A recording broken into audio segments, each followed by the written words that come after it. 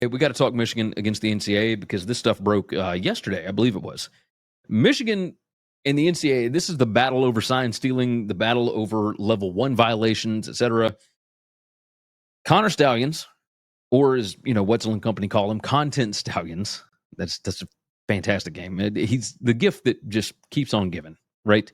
The fight between Michigan and the NCAA over Connor Stalions and the whole sign stealing scandal, that's not cooling down. Like, it's just getting started. In the official response, Michigan didn't just deny the allegations. It came out swinging. I mean, it absolutely went after him.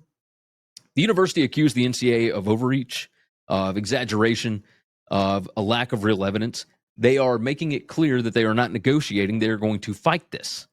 And at the center of the mess is, of course, Stalions. He's a former low-level Michigan staffer. He was accused of running an elaborate in-person scouting operation.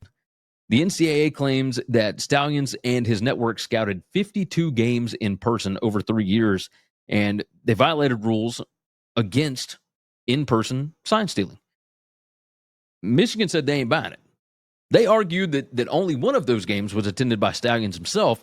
You had a handful of others that were attended by other staffers. The rest were friends and family. And the friends and family part is not illegal.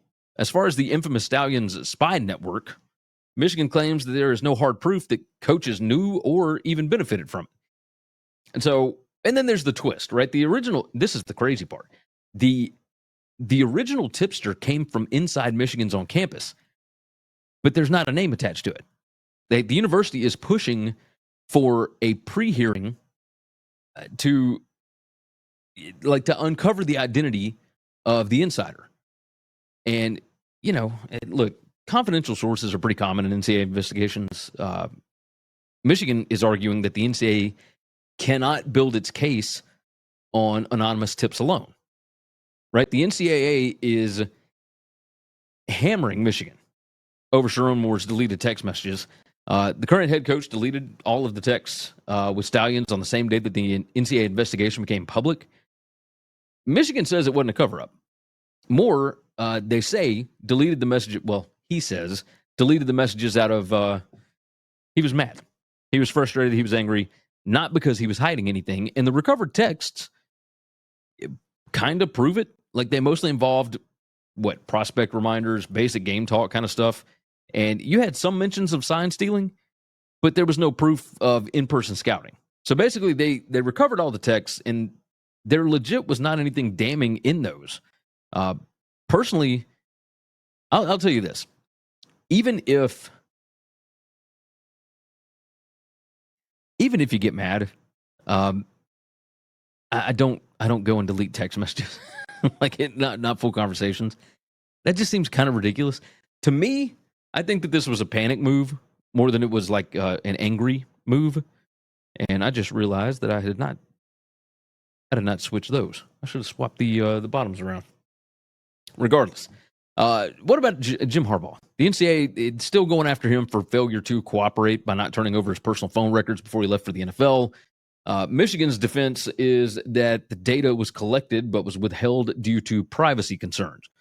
And meanwhile, the NCAA is also bringing up those past recruiting violations. They're alleging that Michigan failed to monitor its program, and the school just flatly denies that. It seems like the NCAA is trying to tie everything together, which in the past could have gotten the university in major, major trouble. Beyond Michigan's own scouting efforts, another revelation jumped up, and that was that Stalions was exchanging opponent signals with other programs. Michigan says they received signal plans for Michigan State and UNLV from Rutgers and Nebraska staffers, which proves something that we already knew, and that's that sign sharing is a common practice in college football. There's no NCAA violation there. Everyone steals signs. The only thing that's against the rules are in-person scouting by the staff. So what's next, right? Michigan's case is going to eventually head to the D1 Committee on Infractions, where they're going to decide on penalties and whatnot. The NCAA has not proposed specific punishments yet, but 6 of the 11 violations were classified as level 1, and that means that the consequences are potentially really serious. The good news for Michigan, Tennessee's already done this. Tennessee fought with the NCAA in 2023, and they avoided a postseason ban. All they got was a fine. Michigan's hoping for a similar outcome, I would imagine. Financial penalties, maybe some recruiting restrictions, which in this new NIL era is not really going to matter much. But so long as there's no shot at the playoff being taken away, it's really not that big of a deal, right? The battle is far from over. Like, Michigan isn't just defending itself, it's going after the NCAA's credibility. And, I mean, the whole college football world is going to watch this. Most of them do not believe the NCAA has any teeth anymore. This case could set the standard for how sign stealing, and among other things, are penalized moving forward. And I will tell you this, it is still early in the process. I would not expect a resolution on this anytime soon.